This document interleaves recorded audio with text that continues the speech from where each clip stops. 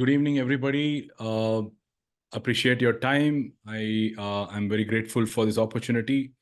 While we went through all these images, while we judged them, it was a mixture of a lot of good pictures and a lot of pictures which were mediocre. But now that I go through all the pictures which are selected, especially the 30 images and the pictures that we are kind of curated, I went through an amazing journey of what we saw um, amongst this competition as one of the best few images. I must say it's an amazing outcome.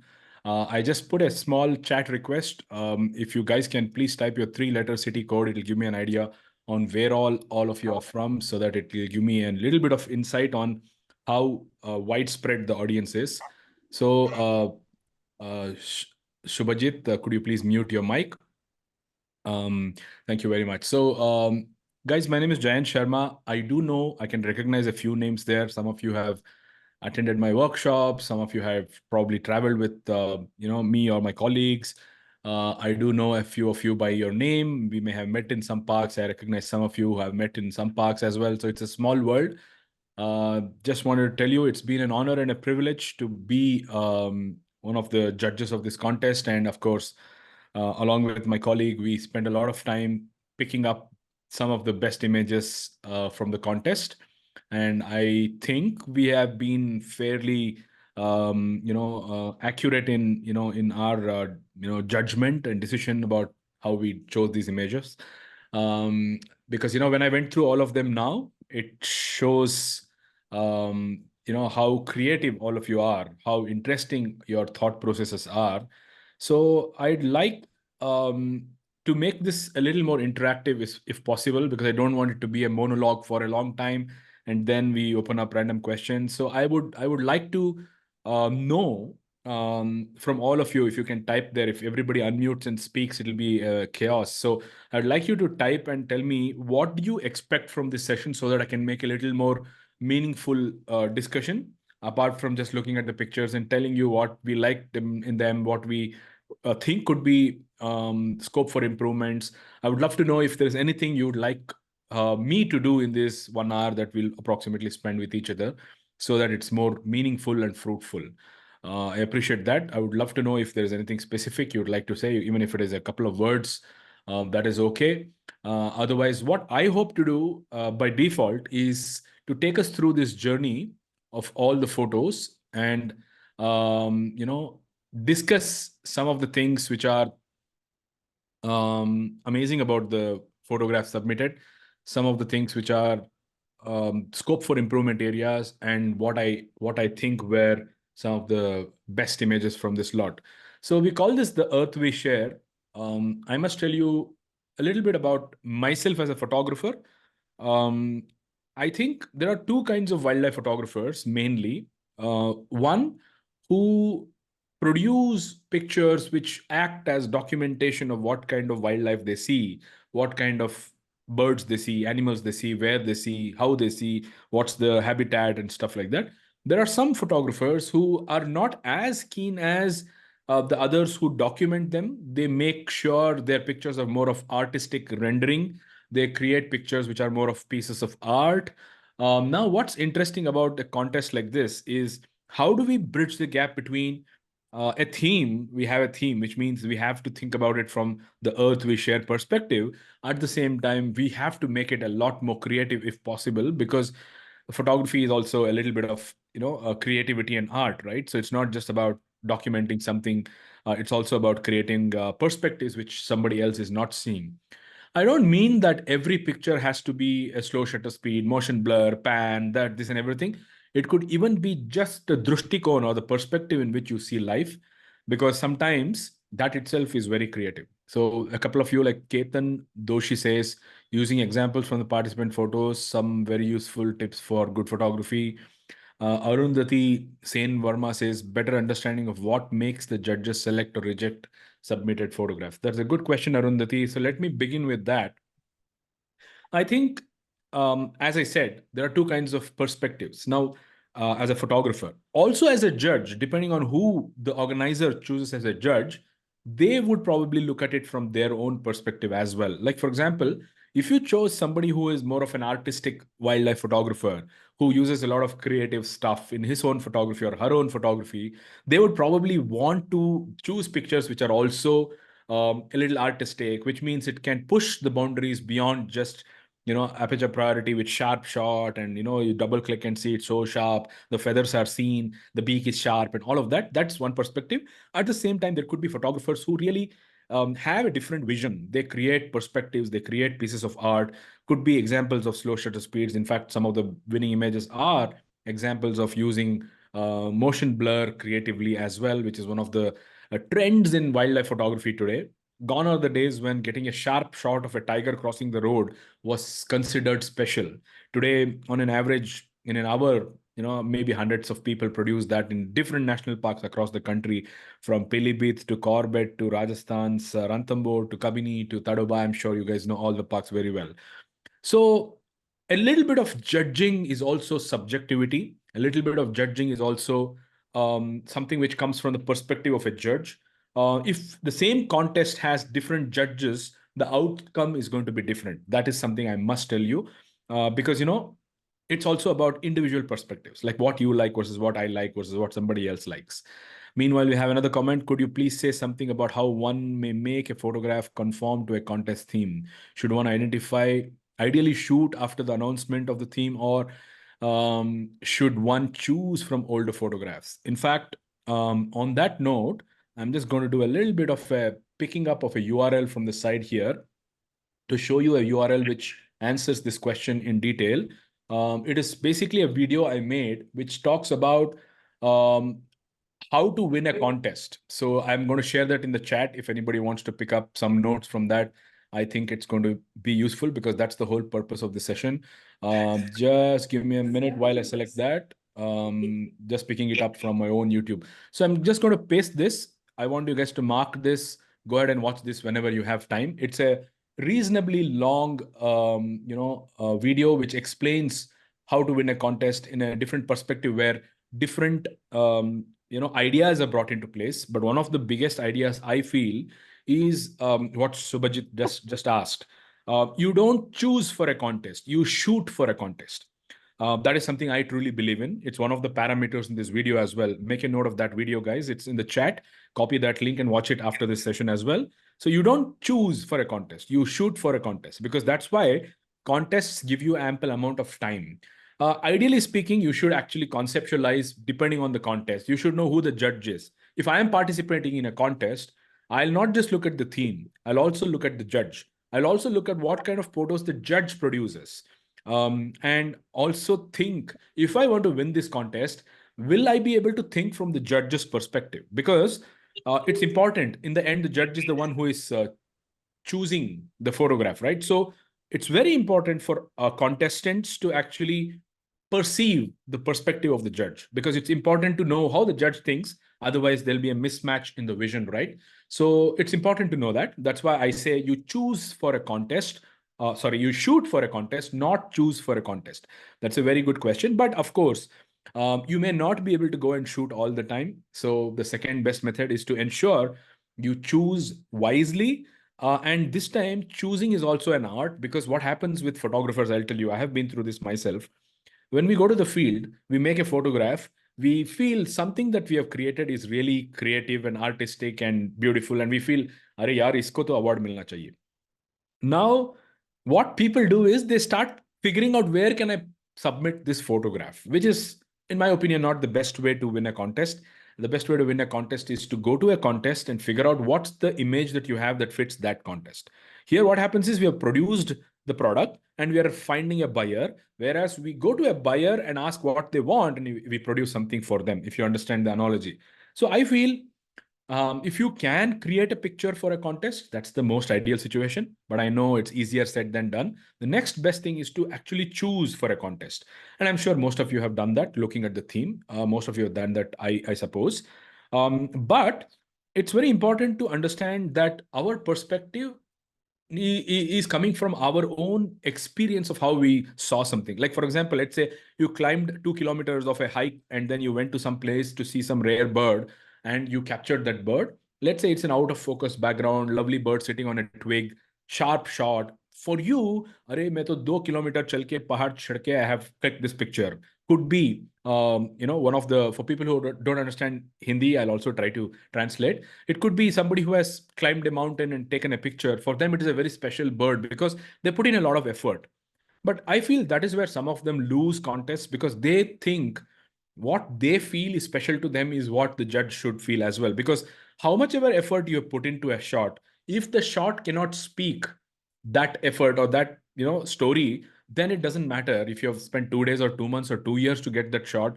If the picture is just a record shot or a beautiful portrait with a lovely background, sharp whatever features and all of that, it may be a special shot for you, but it may not be a special shot for the judge. So it's important in a contest, the judge to feel it is special because that's why it will be selected. So I hope that helps. Please keep on bringing questions. I'll try my best. That video, I'll just double check how long is that video. It's about 16 minutes of information about this simple question that Shubhajit Sen Gupta asked. How do you actually shoot or how do you choose or how do you shoot? I have a lot of ideas there, including some of these, contests that we have. And what I, as a judge, would do if I'm judging it, but I'll also answer Arundhati's question now. So what happens is there are two phases of a judgment. The first phase is to remove pictures which are, let's say, unhealthy with respect to technical stuff. Like, for example, if the picture is not even sharp, if the picture has an exposure issue, if the picture has some basics wrong, then we will cull them out of the list. Because we want to judge for the contest's theme, beauty, aesthetics, creativity, and all of that. But before that, we'll do a hygiene check. This is the health of an image. Once the image passes the hygiene check, then it goes to the next round where we evaluate creativity, aesthetic, storytelling, themes, fitting to the theme, relevance, and all of that. And of course, if there is a compelling story in that image, or if there is some message in that image, all of those things also come into picture. It's very difficult to judge a contest, guys. It may seem like an easy task, but I must tell you, it's so difficult because some people will look at it from a creative perspective. Some people will look at it from the themes perspective. Some people will look at it from a conservation perspective, where creativity may not be very important, but the perspective or the storytelling abilities may be important. So we have to balance a little bit when we go through pictures of a contest. Now, if you look at some of the contests that people participate, there will be a DNA to the contest, which, or let's say the pulse of the contest. It's important for you to understand the pulse of the contest to know what has the contest done in the past. One of the things in that video I mentioned is you need to study the contest, speaking specifically from the history of the winners. If you look at the past winners, what kind of pictures have been awarded, how the judge has seen the contest theme from the perspective, how different is your perspective to that. What I would recommend is to try a little bit of abstractism along with conformation to the conforming to the theme as well. So that is what I feel. Let's watch that video for an elaborate answer. But meanwhile, let's start looking at some of these beautiful pictures. Let me just see if I can share my screen. I will share my desktop, which is this one. Yeah, I hope everybody is able to see my desktop. Let me know, guys, if you can. I'm just moving everything else to this screen of mine so that you only see my desktop. Can you guys please type and say yes, you can see my desktop so that I don't assume you're seeing it. I want to make sure all of us are yes. Okay, Padmanava Santra says, Anirban says, amazing, great. So I have sorted these images from 1 to 30. Thank you guys. If a few of you can see, everybody can see. Thank you very much. So let's go through some of the images. I would like to talk about each image, maybe make a remark or two, maybe kind of explain what I feel was amazing in that, what I feel was, still things that could improve and scope for improvements and stuff like that. So in in an order of 1 to 30, which is being sorted here, let's look at some images. I hope you guys are looking forward to this. I have a comment there from Ketan. Is it possible to give an understanding of how many photos in total submitted and how many of these eliminated from hygiene and further filtering number of photos to get the final list and that number? Well, I'll let Aarts Maestro make that statistic number. As a judge, I do not remember the numbers because there's hundreds and hundreds of them. I'm sure they would know the exact number. So it's not something that I keep a tab on.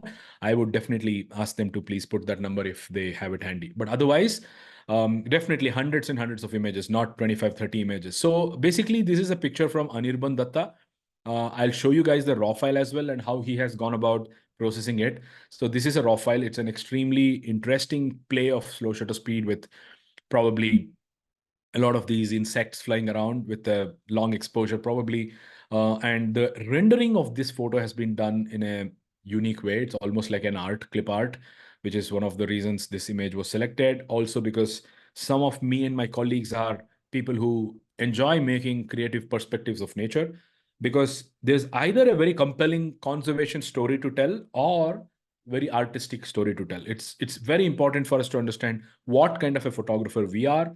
So this is one of the best images in the contest, but from a creative perspective of using slow shutter speed, using light differently. So let me show you the raw file again so that we all understand how it was shot and a little bit of, excuse me, I made a small mistake, of how it was rendered. A lot of you have processed images very well. And I think looking at it from a basic post-processing perspective, it's been reasonably well done. Now, this particular thing is a little too abstract. It's done in a different way, but nevertheless, especially my colleague Trikansh, who helped me in this contest, loved this image a lot. He's a guy who shoots such images as well, and we both had some discussions about what makes him like it, what makes me like this. And this is an image which is Anirban in the room. Anirban, are you here? Ban is the winner of the competition, Jayanth. Yes, he's there in the chat. Yeah, so I would like to see him unmute and just come on the mic a little. Anirban, if you're around. Okay, while he may be muted, Ketan, I would not like to use this session for stats discussion, please, if you don't mind, because that's not the right use of my time. You can have a detailed conversation with Aarts Maestro about this, because I would not know the insights of these kind of numbers, and it's not even something that I would think is important. If it is 10,000 images or 20,000 images, I wouldn't probably think it makes too much of a difference, unless somebody wants to claim saying selected as one of the 30 in the top 5,000, or in the 5,000 images submitted, I'm one of the 30. If you want to use that kind of a stats, maybe it makes sense. But otherwise, please, let's have this stats conversation separately. I don't know much about it, so I'd like to stick to what I'm here to do, if you don't mind. Um, yeah, I was wanting to see if Anirban can come online and say what went through his mind when he made this image, because that is something as a judge I would love to know. He's probably away from the mic. One more image he submitted, very similar thought process. This is a very interesting perspective that he has made. I'll show you his output. It almost looks like it's a fabric. So it's an interesting perspective of how it was edited as well, how it was shot as well. Anirban, whenever you're free, if you're around here, I'd love to know from you how you shot this. Nevertheless, congratulations, a very interesting image. If anybody else has questions about these images, you're most welcome to ask them in the chat. Whenever I feel it's the right time to pick them up, I would love to do that as well. So these are the two winning images, or Anirban is the winner of the contest, only because I think the images are very different from anything else that we have seen in this contest. Very artisty, very creative. Of course, as I said, these are subjective perspectives, guys. It comes from the judge's perspective as well. If you understand my colleague Trikansh and me, how we think, it's basically using the camera as a painting tool, as a creative tool, rather than just a documenting tool. That is something which is what some of us think.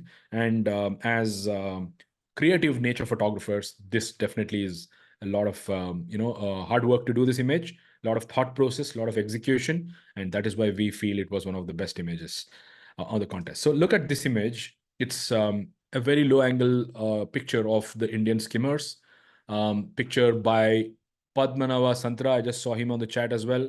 Very, very good image, very excellent rendering. I will also show you the raw file so that you know how he has cropped it. So he has cropped it from a raw file like this. It's an NEF file for photographers to understand how the original versus the processed one is. So I think it's a very good rendering, especially because he has gone down completely. But I would probably crop out a little more from the bottom, a little more, not too much, because we need the reflection until here. Maybe also not make it a 16 is too wide. Maybe I wouldn't even crop the bottom out here. I would add a lot more pixels in the top, so that what a beautiful centering you have done here while shooting. And somehow while rendering it as a JPEG, you have probably made this a little more wider. It's like a 16 is to 9 or something more. It's okay. It's just a personal perspective of mine or an opinion of mine. Very beautiful. It's so amazing to see so many skimmers together, flying so low. And I'm sure the photographer also has really put efforts to go down to the level of the water or very close to it and tried this image. Congratulations. This is a beautiful image. I'm glad that because of going low, you were able to get the kind of background for the skimmers. If you understand beginners in photography here, usually if you're photographing skimmers in Chambal, let's say in Dholpur, you're in a boat, you're sitting in a boat which is about 3-4 feet above the water. If you don't go as low as possible, you will probably not get the birds above the water level. So one of the things I liked about this image is that extra effort which has been put by the photographer. Again, Padmanabha Santra. I'm guessing you have shot this very close to Chambal, in the Dholpur area maybe. Beautiful, beautiful image. Very nicely done. This is one of the special images of this contest. One more comment there. How important is the narrative of the image in winning any contest? So with Sudipta Mandal, very important. That is why I said you have to have a balance of creativity at the same time conforming to the theme. Like when you have a theme which is very vague, like Earth We Share, you can interpret it in many ways. So it's a very, very vague theme in the sense, because we don't want to, come up with a theme. You have to understand what is the purpose of this contest. The purpose of this contest is to encourage conversations around nature and the environment, around the co-inhabitants of this planet. So it's not about, let's say the same contest. Let's say if the contest was called panning contest, or let's say it's called slow shutter speed contest, or the contest is called portraits contest, or it's called animal in habitat contest, versus a very creative, vague theme like Earth We Share, because you open up the Pandora's box on how people interpret those pictures. Because if you say panning, everybody's pictures will be slow shutter speed panning, which is kind of limiting it to a perspective. So I get the point, what Sudipto is making. He's like, okay, in those pictures which won the contest, how does it conform to the theme called the Earth We Share? The idea here is we share this planet not just with tigers and polar bears, even with insects and flies also, right? That's a narrative. In fact, we share our urban wildlife is also an important topic. We share even just outside our home, how many insects live under the lamp or under the street light. They are also nature, right? They're also animals which live in the planet. So that could also be an interpretation of the Earth we share. It's not just when you say wildlife photographers, we think about jungle में entry लो, jungle के अंदर जाओ, protected area, core zone, all of that. But we could have a wild animal living right under the roof, right under the balcony, right under the garden, or things like that as well. So that is one of the reasons why I felt it definitely fits the theme as well. It need not be a national park animal, because the Earth is not just national parks. Earth is also everything, including where I'm sitting right now is Earth. So if there was any lizard living behind me on the wall, it's also an animal which fits into the Earth We Share contest in a vague term. But coming back to this image, Padmanava, of course, is the second prize winner. That's why we are discussing his picture second. Beautiful image, very well done. Let's go to your third rendering. Now, again, I think it's the same area. What Padmanava is doing very well is understanding, going down to the level of the subject, going down to the eye level of the subject. Sometimes it's what makes the difference between the guy sitting next to you versus what you have done. Very beautiful shot. And since he's shooting this backlight, it's very important to see those shimmering light elements in the foreground as well. I think this was very close to becoming one of the best images of the contest as well. Beautiful backlight coming through the beaks. At the same time, what makes this image special is those bokeh, shimmering light in the foreground. This wouldn't happen if it was not a telephoto lens. you have to understand those out of focus elements, the circles you see in the foreground. The bigger the circle is, the longer the focal length is an assumption, because it magnifies those drops of light or small pieces of light and makes them really big, which is what has made this image really special. Congratulations. You have really done very well on this. Um, um, does the public voting? I have no idea about the public voting, Kishore. Public voting is another feature of a contest, which is meant to understand. There's always a jury's perspective. There's always a public perspective, because public voting has no relevance to my perspective. I don't even know what the public voted, because I don't want to be influenced by that. I went through my own perspective and not the public voting. I'm sure Arts Maestro would probably add some thought on that. I probably went through my perspective. So, Ketan, they would make a big cull of images before it comes to somebody like me, because I wouldn't go through all the images all the time. So there will be a selection. There will be a set of people from my team who chose the images which came to the final selection, as I said. So it's very important to understand how a judge thinks. That is what I am trying to tell you here. So Ketan says the site stated 5% weightage for public voting. Guys, I think if you want to discuss these things, it's something we can do a little later. We probably need to understand my perspective here. I would think otherwise it's not relevant to me being here. So please allow me to explain my perspective. Then you can have a chat with Arts Maestro about the rules and whatnot and stuff like that. All right. I hope it makes sense. Arts Maestro is saying pictures are not made only for experts. The planet is made up of close to 7 million humans too. This was made to the same time of entry. No surprises here. Great. Anyway, so let's move on. See some more images. Partha Paul is the third prize winner. I'd love to show his image of what he calls the death trap. I think a beautiful turtle. It's a baby which is caught in a fishing net.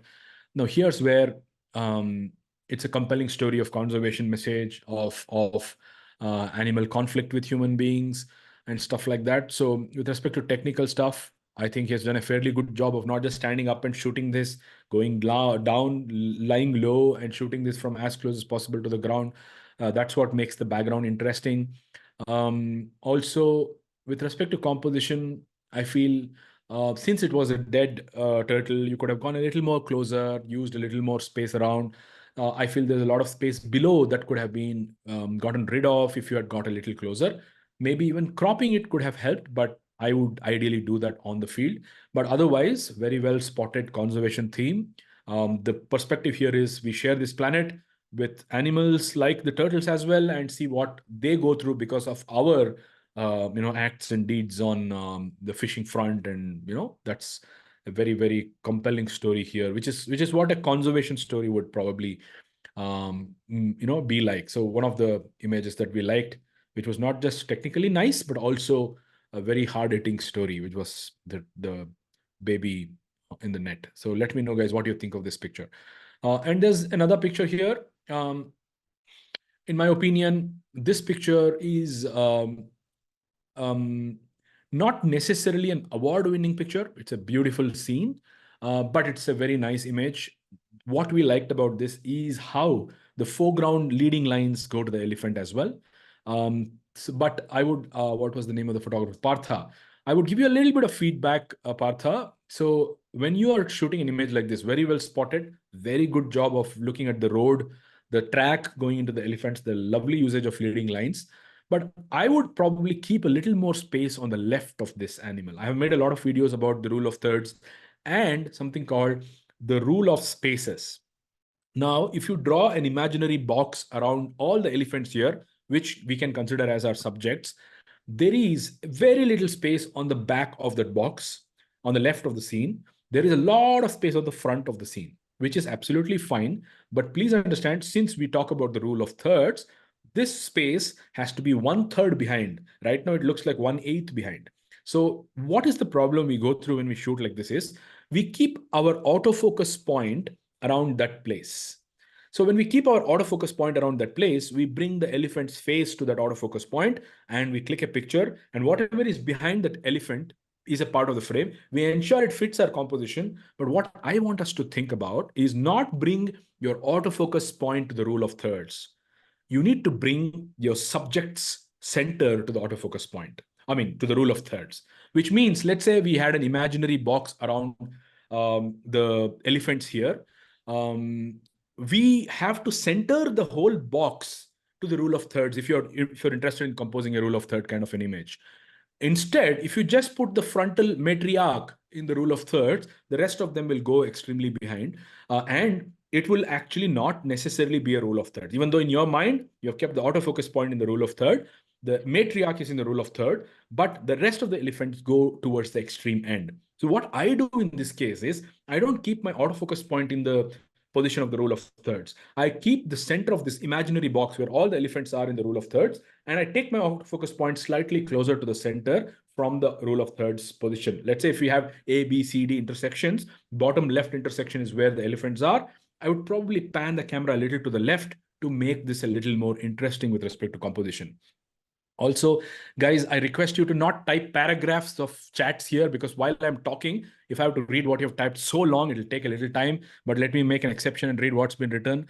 Nice to be connected with you who had tons of experience in the field. Firstly, congratulations to the winners. They deserve it. Okay, I'll read this later. Thank you very much, Satish. If you don't mind, let's go on. I'll read this later. Unless there's a question, I would like you to type the question again. So guys, please don't type long answers or long chats, because this is live. I'm not only seeing the chats. I'm also talking. I have to concentrate. I have to see the image. So please make sure your messages are crisp and short and to the point.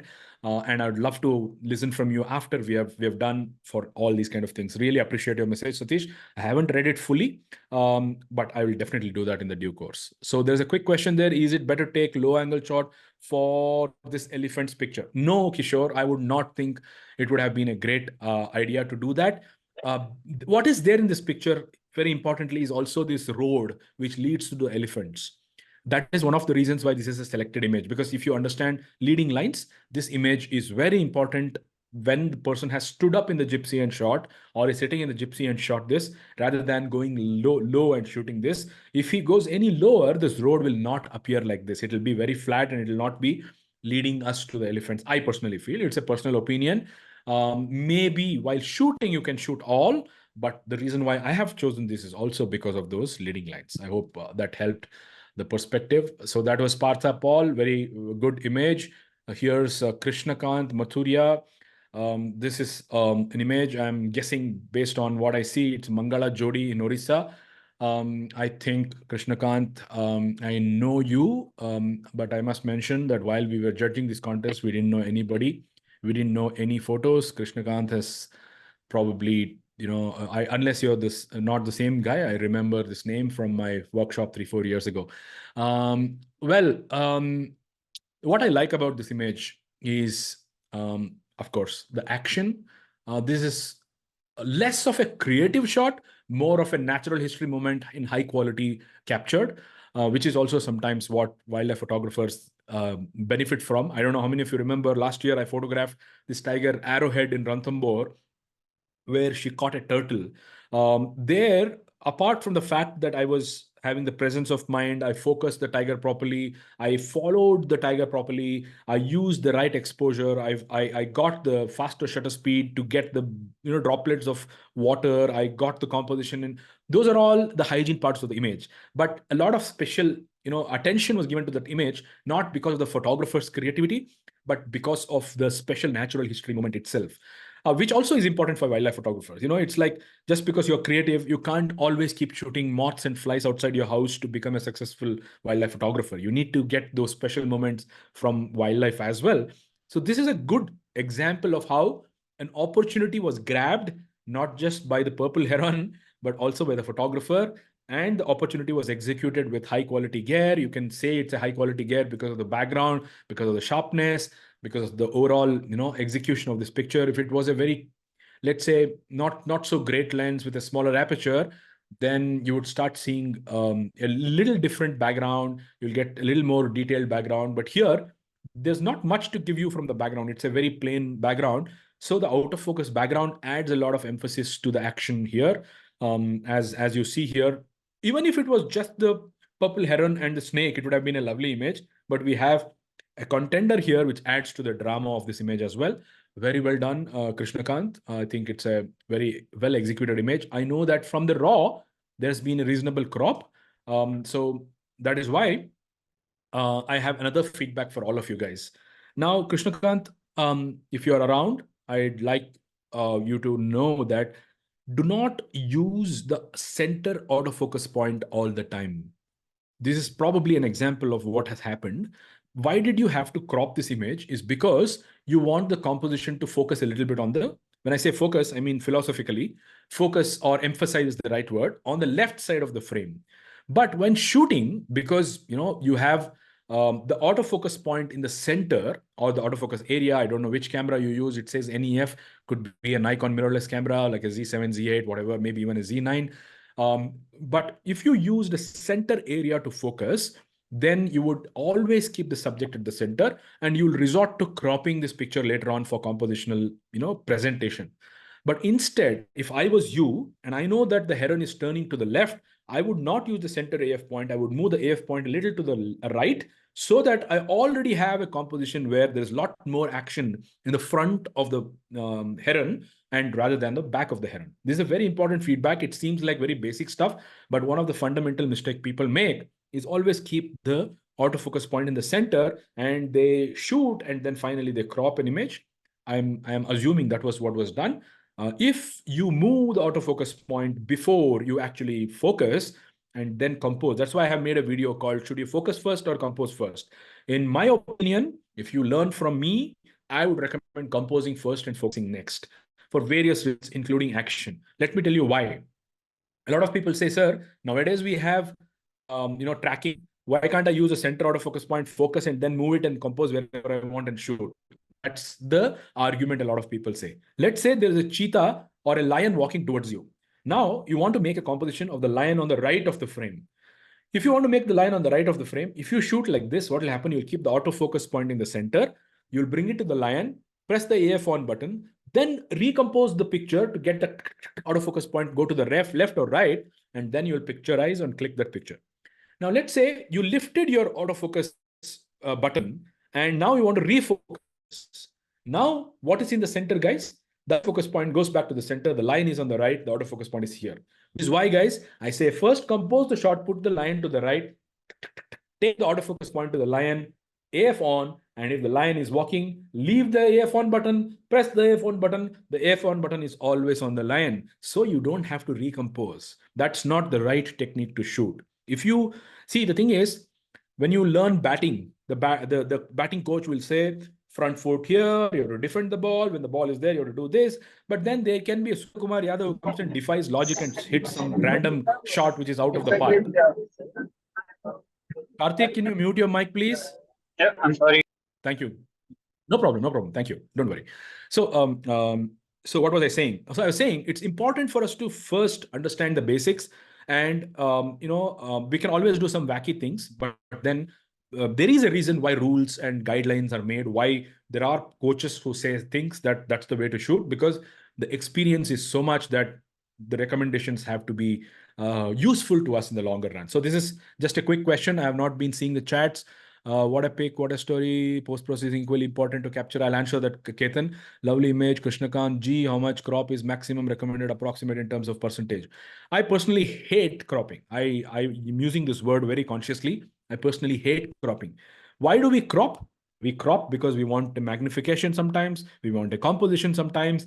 If you can take care of that on the field, you have to realize that photographers who make money on their pictures, especially somebody like me who sells sometimes stock images, even though 100% of my income is not selling stock images, 100% of my income is not selling fine art prints, I must tell you, whatever percentage of your income could be that, you will get more money if your picture size is bigger, because it can be reproduced as a bigger print.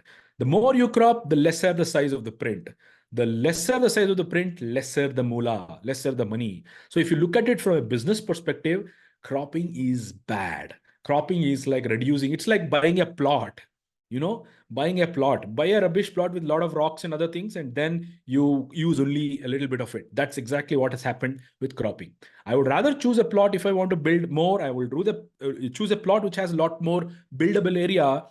Unless you like the rocky outcrops for other purpose, I would say please do not crop more, or at least don't make it your default habit. Try to achieve as close possible, magnification as possible, so that you crop lesser. Cropping, I would not recommend as the first resort. It's the last resort to only clean up some stuff. I don't crop more than 15-20% of my images, because if I do more than that, it has to be a megapixel like a A7R4 or an A7R5 Sony camera with a 61 megapixel, where you crop, it is better than having a 24 megapixel. But having said that, I am a person who doesn't think about half empty. I think about half full. I would say if I have a 61 megapixel image, I would get even bigger print if I use the right focal length and the right composition. I don't have to crop even that. That's how I think all the time. I hope that answers your question, Ketan, or Kishore Das. Anyway, great. So let's move on to the next image. So I hope Krishnakant has heard his feedback. Even otherwise, if you're not around, there will be a recording of the session which can be watched later on. Beautiful image. I don't know how many of you remember. I have a similar image of a giraffe with a rainbow. That won me one of my contests about 7-8 years ago as well. It was called the Nature's Best Africa. I think this has a very similar potential. It's just not one giraffe, it's three of them, and a couple of them are also interacting. I think, since I know Krishnakant personally, I would try to process this image since I have the raw file. I think there could be a lot more output gotten out of this image if it was processed better. Right now, there's very little difference between the foreground, the background. If you see the background, I hope you guys are able to see the before and after here. I'll just open these two here. So let's see, this is the raw file and this is the processed file. Most of the work in this picture has been done to the foreground. He has darkened the foreground. Maybe he has put a linear grad filter there to just get rid of some light on the foreground. In fact, his raw file's exposure on the giraffe in the front is better than the one he has processed. If you can see, there's a lot more exposure on the frontal giraffe than the raw file. I still like the raw files exposure. But what I would probably do is, just hold on, I'll see if I can pull out my image of the rainbow and giraffe, very similar light, and I'll show you how I have processed it. Just give me a second, please. I'll see if I have that somewhere. GRAFFE, giraffe, spelling correct. Where is the giraffe? Here is the giraffe. So let me know if you guys can see this. So a little bit of contrast was lacking in that image. Show me a thumbs up if you can see this, please. One or two of you. So that, yeah, okay. Thank you, Ketan. So the light was similar. The exposure is similar. Just to tell you, this is how the perspective was. Very similar to Krishnakant's images. But what I think I would do if I process that raw file, Subhash, could you please mute your mic? So what I would do if I process this, one second, Subhash? Subhash? Yeah, hi. Sorry, Hi. please mute your mic. Yeah, can you hear me? Yeah, I can hear you. Hi. Yeah. Can you mute your mic? Sorry? We are hearing somebody else talk. Can you mute the mic? Yeah, right. Thank you. All right. So I was saying that I would process this picture whenever I get time, and I'll show how a little bit of attention could have been given to the background as well, because it's very flat. There's very little, contrast. Working on the contrast of the background was a lot more important in this picture, because you have to emphasize the rainbow from the dull sky here. I will give this a shot, and I'll make sure Aarts Maestro shares that perspective of how I process this image, so that you can see how it was processed from the raw file. Anyway, so that answers somebody's question. What is your suggestion? How much crop? Nice point. How such in case there is an action at a distance and cropping appears to be the only way? Well, Manu Sahadev, if there is an action at a distance, cropping is the only way, then there's no other choice. We can't change the inevitable. But I'm talking about, if you have an opportunity to go close, don't think "Arey main crop karunga" as an option. Going close is a better option than crop karunga. So please exercise all your options. And after that, if cropping is the only option, how else can we do anything? It's like beggars can't be choosers, right? We have no other option. The tiger is at a distance. We can't go close. Safari Road ends here. At some point, even 600 lens is very far. So there's no other. That's an exception. We have to live with it. We can't do anything about it. Okay, we have a lot of images. I'm not sure I can do everything, but let's look at this perspective here. This is also a important image to discuss just what Manu Sahadev asked about cropping. I know the raw file of this image because I spent a lot of time looking at it. Look at this picture, guys. So creative, so beautiful. What's nice about this image is, again, guys, just the feedback I gave over the rule of thirds is very relevant here as well. Please make sure there is enough space on the other side also. That happens, I mean, especially here, Sandeep Patil, I would really like you to recrop this image because you have a lot of space to do it. This is your raw file. You have a lot of space to do it. Do not crop it like the way you have cropped. It would definitely need a lot of space on the right side of this frame as well. Very well done on a job done on the processing. Of course, this is the raw file. Beautiful shot. But if you can perceive this shot while you're shooting, then you do not have to crop so much. This is an excessive crop. I'm not a fan of so much cropping, but I'm still happy with the perspective you could perceive. The only change you need to bring about in your photography style is to perceive a shot on the field and not in front of your computer. It's easy to perceive this on the computer because from Tadoba or let's say Corbett hai, shayad ye, Corbett say you come back home and you're sitting in front of the raw file for hours together and idea aa jata hai in a few hours. But better photographers need to get this idea on the spot. When you get it on the spot, you would not lose half of your megapixels by cropping it like this. You would shoot it like this. So let's say, let me double check what's the size of this image. This image is 8,000 by 5,000. It's about 45 megapixels, Nikon D850. He has also got the camera here. Now, let me tell you what has happened to the shot after it's been cropped. So here, the picture is 3,000 by 2,000, 3,200 by 2,000. It's 8 megapixel, right? I'm doing a quick math in my mind, not great with maths, but 3,000 into 2,000, 6,000, 6 million, 3,200 into 2,300. Somebody, if you have time, you can do the math and type the answer here. 3,243 by 2,316, maybe 8 megapixels, 8 million pixels is the image. So here's a great example of why I'm not a big fan of cropping.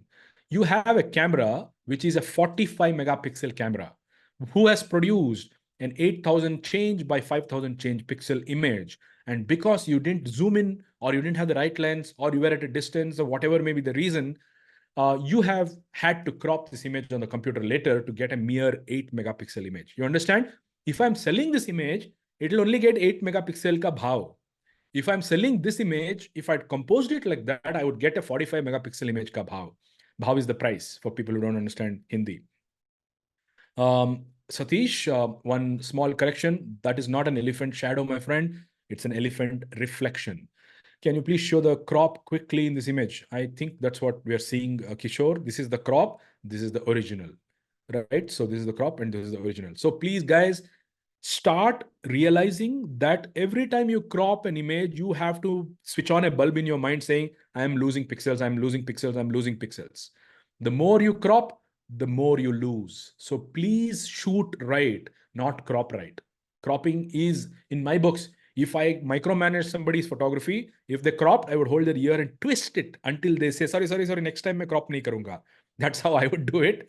Thankfully, you're not shooting with me. So please try to inculcate this twisting your own ears and punishing yourself every time you crop. Trust me, I may sound like a school teacher here, but I have seen people lose publications. I've seen people who lose a lot of money because they didn't zoom in as much. They wanted the whole pond. They wanted whatever they may have, or maybe this is the extent of the lens he had. So there are a lot of reasons, but if you have an opportunity to compose like this, that should be your first choice. All right, hope it makes sense. Just check and see the focal length in XIF. Has photographer used maximum tele? If so, then he do not have any other. Well, Matrishwa, I'm not talking about this photo. The idea is to give you an idea on generally. I'm not dissecting this photo and telling the photographer he did. That's not the whole point. You have to understand the lesson, not this particular photo. I hope it helps, because maybe he didn't have enough focal length. This was the maximum. It's okay. In that case, he had to use another lens, or maybe he had to go close if it's possible. If nothing is possible, as I said, cropping is the only resort. So what else to do? But that is not the lesson. Cropping is the last resort. That is not the lesson.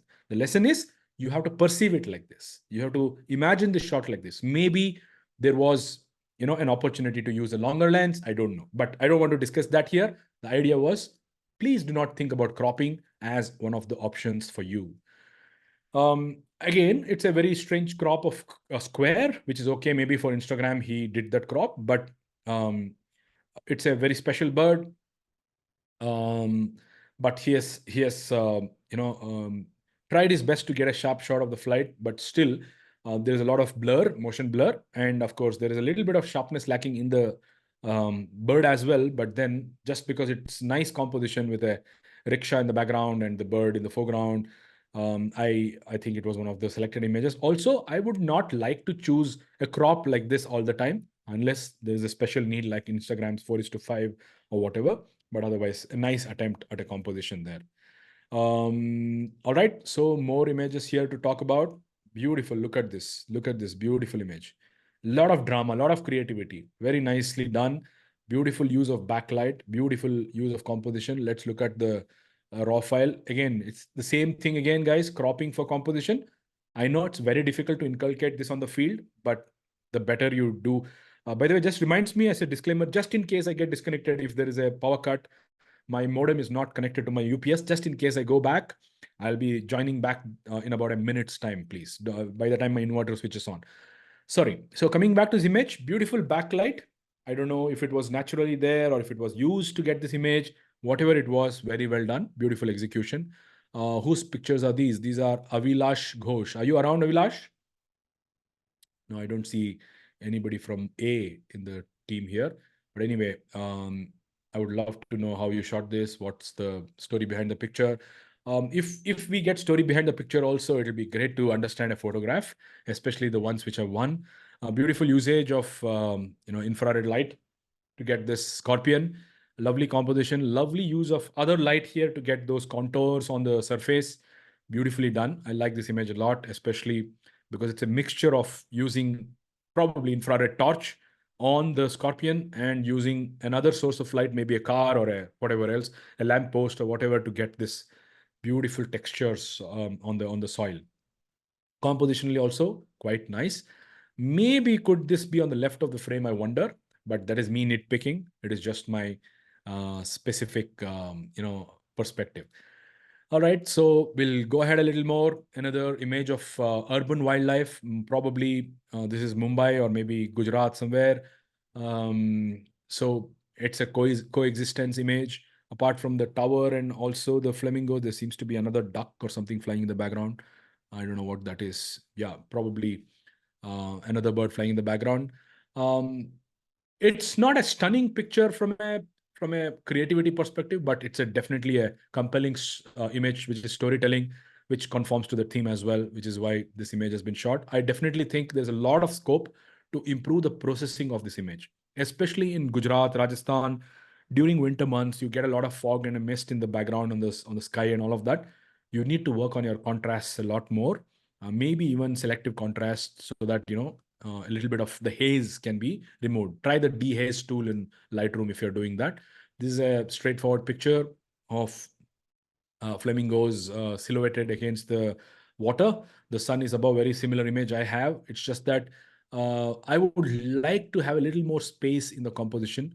It's too tight here because there is a little bit of reflection chopped off, even though the reflection is not clear. A little bit of breathing space required. And to answer somebody's question who asked whether it's always important to stand or shoot from the eye level, for an image like this, it's important to also shoot from a height if you want the reflection.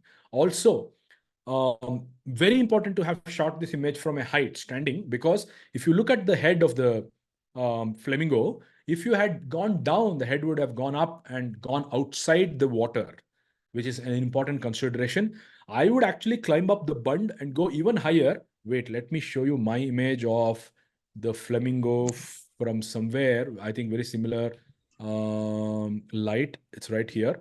Very similar image. Just to tell you how similar opportunities can be perceived differently.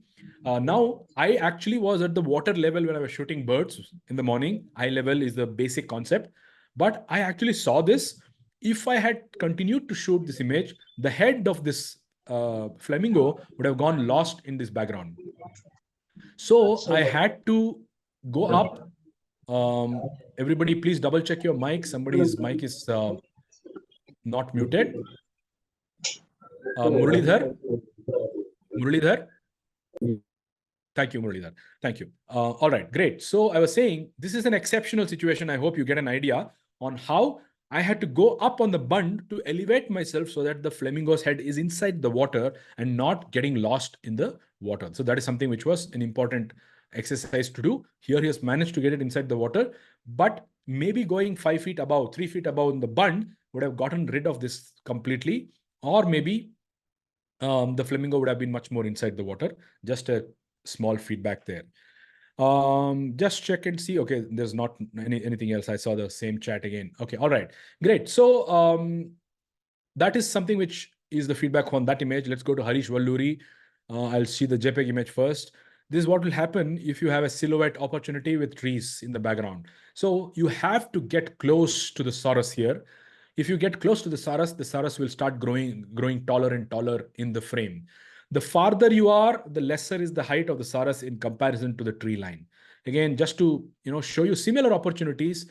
Saurus, can we find a Saurus I have shot, especially if it's a silhouette? Exactly. So here's a Saurus I have shot. It was very important to go close to the Saurus so that you can go low and the Saurus is above the horizon. What I would recommend, who is this Harish? I think Harish also has come on a tour or a workshop of mine. Exactly what's the feedback here? If you were closer, of course, here the birds are deep in the water. Going close to them was highly impossible, but I'm sure the Saurus walks on ground as well.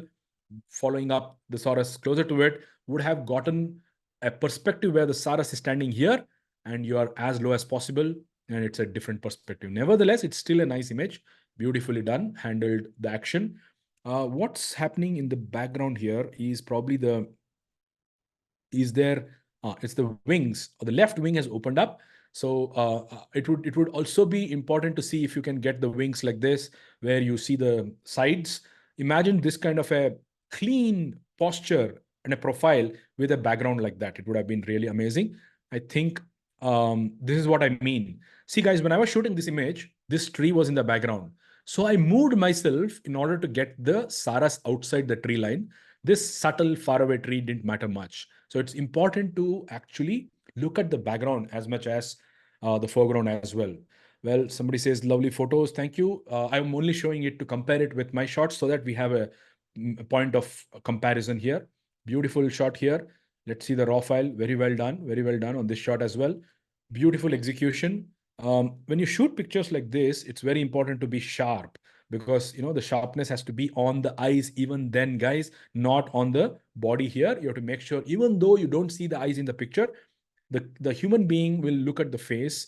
That has to be a lot more sharper than these kind of body, because you remember this is a purple heron or a gray heron. I can't tell the difference, but this has a bulge, right? If you focus here, this is about 5 inches in front of the eyes. You have to be very careful. If you focus the eyes only, the depth of field of a telephoto lens, I know where is this? Probably this is the darter point in Bharatpur, and the photographer is about 15 to 20 feet away maximum from the bird. Remember rule of thirds, I beg your pardon. Remember depth of field, the closer the subject, shallower the depth of field. Longer the focal length, shallower the depth of field. Bigger the aperture, shallower the depth of field. I would have loved if Harish could have experimented a little more with using little smaller apertures as well, so that the bokeh is a lot more defined. You can try, if the bird is not moving, to shoot not just at the biggest aperture your lens has, but also slightly stop down. Let's say if this was a 600 f4, could you shoot this at f8 or f10 so that your background's bokeh, the circles in the background, are a lot more finer and defined and sharper than now? Just for comparison, you can choose which one makes sense to you. But when you have the opportunity, you have to probably try that as well. Don't forget that, because using a smaller aperture will increase your depth of field, get you a lot more sharper out of focus backgrounds there, which is right now the bokeh. But otherwise, beautifully done. I'm assuming this is the reflection of the sun in the water. Why assuming? I think I am right. Assuming the reflection of the sun in the water. This is not the sky with the sun, because you see the bokeh only on the water's shimmering light. That's why I am telling you where this was shot from. Very, very well done. Well, Anirban Datta, we discussed your image long back. You will definitely find some thoughts about your pictures. Beautifully done. You can type how you shot that picture. I'll just open it up for everybody's, especially this one. If you can type a little bit of a description for everybody to understand how you shot this image, it'll definitely be useful. Very good. Congratulations for winning the contest as well. Where were we? We were, oh no, we've gone all the way to Harish Valluri's this image. I hope this feedback helps everybody. Just because you have a 600 f4 doesn't mean you have to always shoot at f4. You have to try a smaller aperture as well. Here's some beautiful images from Karthik Ramamurthy. The falcon has caught a roller, a beautiful execution. You can tell it's a roller because it's an undistinct, it's unmistakable wings of the roller. I'll show the raw file as well. There's a little bit of a crop. That's okay. And of course, there's a lovely processing of the greens as well. Beautiful job done here, Karthik. This is a natural history moment. It would be great to also see some pictures with the full face of the bird, and I think it's already a very nice image. Beautiful, beautiful shots. Well, look at this. This is a I think I've seen this image in the past as well. Very beautifully executed. Lovely action, spectacle cobra. And I think the eagle is, interact. Maybe it's also stepping on it. I don't know, but beautiful action. Lovely. As I said, sometimes you need nature to bless you with some special moments. After it has blessed you, you need to use your gear strength, your technical strength, your photography knowledge, basics, put all the things right. After that, there's no complaining about sharpness nahi hai, light low tha, ye tha, wo tha. All of that is secondary. You have to make sure you execute your hygiene part of your image. And when nature provides beautiful scenes on a platter, then it's a sixer. All right. Some comments coming in there. I'll keep going ahead. Otherwise, we'll not be able to finish a lot of images. Darshan Ganapati's image. Let's see the beautiful execution of the slow shutter speed. Definitely a lot of tripod usage here. The snail composed beautifully well done. All marks to this particular, he's also put the scientific name of the species, Indrella ampulla. Beautifully done. Very nice. These are the kind of photographers who execute image. You remember Ansel Adams' famous quote, you don't take a picture, you make a picture. This is an exact explanation of how you make a picture. Maybe you need to move the snail there. Maybe you need to compose your shot. Maybe you need to, do a little bit of organizing of things around, but full marks to produce this kind of an image. I don't know, maybe he has used ND filters here because it seems like pretty bright day. When I say bright day, it could be 4 o'clock, 5 o'clock, 6 o'clock in the evening when there's a lot of light on the trees. In spite of that, if he has got a motion blur on the waterfall, he could have used a filter, or maybe okay, Darshan is a lady, says Pratibha. Okay, Darshan is a lady. That's my mistake. Sorry, Darshan. Very well done. Beautifully executed picture. Full marks to this. What's her full name? Darshan Ganapati. Is that Darshana by any chance, or is it Darshan? All right, never mind. Darshana is a Kannada version of Darshan, so it's the same. Anyway, here's a beautiful portrait of a tiger in Corbett. Unmistakable landscape, beautiful, lovely Ram Ganga in the background. I love this image. It's a very nice storytelling image of a habitat with a tiger, with the landscape. Very well done. Beautiful light. I would probably also request people to look at rule of thirds, not just from the left to the right, but also look at rule of thirds from the top to the bottom. You need to have a little space even in the bottom. When you place a subject, please place it 1/3 from the bottom, 2/3 from the top in this case, and 1/3 from the right, 2/3 from the left. So otherwise, very well done, beautiful execution. Nothing to complain about: exposure, processing, composition, everything. Just that little feedback, a little space in the bottom would have made this even better. And maybe a little space on the right, a little space. That is my personal opinion, but otherwise, beautifully done. Suhird Pal. Well, I hope I'm pronouncing the name very well. This is a conservation image. Here's an example of not an image making it to the list because of creativity, but because of the relevance of the theme, because of the compelling story, because of the information in that image, because of the because of the scene, because of the environmental issues that you can see. Here's the Guwahati dump yard with the adjutant stocks. I'm assuming it's Guwahati. I don't know any other place where you can see something like that. It's a more of a conservation environmental storytelling image. It's important to shoot such images. I myself posted 2 images, I think today or yesterday, I don't remember, underwater images, but they are not necessarily creative. They're not necessarily winning or selected because of their creative abilities, more so from the conservational perspective, environmental perspective, storytelling perspective. All right, great. Look at this cute image. This is a raw file. This is a processed image. A lot of shadows have been opened up. Very well done, Suhird Pal. A little bird in the nest there with human beings living around. It says a very interesting story about coexistence as a species. So very good job of, you could have easily shot or produced images without the human being there. Now, what I would probably think about this is a lot more philosophical, right? There's a human being with his child, and this bird here has built this nest, has probably been bringing up its own offsprings. So it's a very comparative storytelling image. That's why it's won this selection. Beautiful image. It would have been even greater if there was a chick visible, or I don't know if this is the chick itself, but that is what the perspective of us when we saw this image was. Again, the same image. So he has processed the same image a couple of times. Beautiful shots. So here the Pal, very well done on looking at nature like that. Here's a beautiful image again by Soumya Bhattacharya. I feel the tint of this image needs a little bit of reconsideration. Again, I think this picture is a Nikon. I know what happens in Nikon sometimes. The tint goes a little towards green or purple sometimes. But otherwise, what a beautiful composition. What a beautiful opportunity in Sundarbans to see a tiger like this. Lovely landscape shot. Very well done otherwise. I will see how much of it is cropped. Not too much of a crop as well. This is the raw file.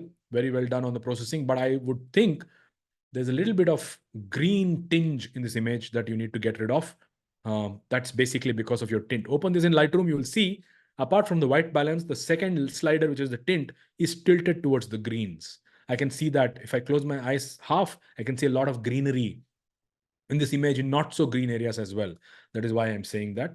Again, I feel we had seen another image which was on the similar lines. Maybe both of these photographers work together, very similar landscape, very similar execution. But I like the composition of this slightly better because the scorpion's orientation is inside the frame here. Beautiful rule of thirds composition, nice use of the infrared light, putting the scorpion in the darkness, using infrared light to get that, at the same time using other natural light to get the patterns of the sand or the mud here. Beautiful, very beautiful shot. Again, in my personal opinion, little space in the bottom, little space in the right, bringing this probably here. Very small nitpicking things I'm saying, but otherwise you guys are doing a really good job anyway. Lovely natural history moment.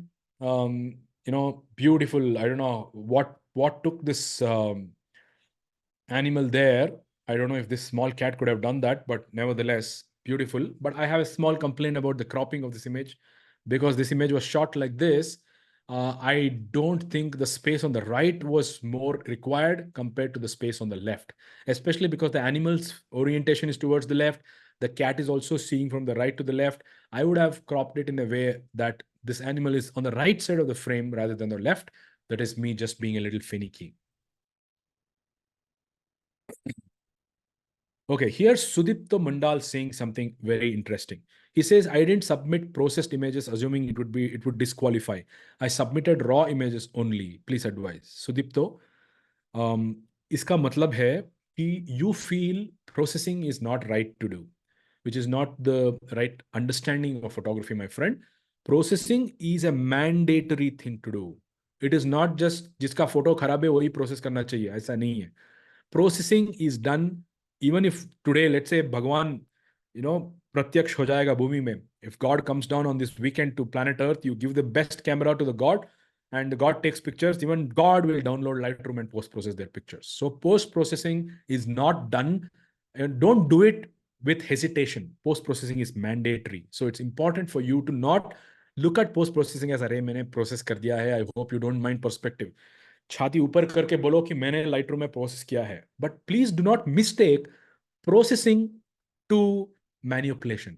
Processing में दो type के processing होता है, एक digital manipulation and normalization. What you have done और you need to do is normalisation.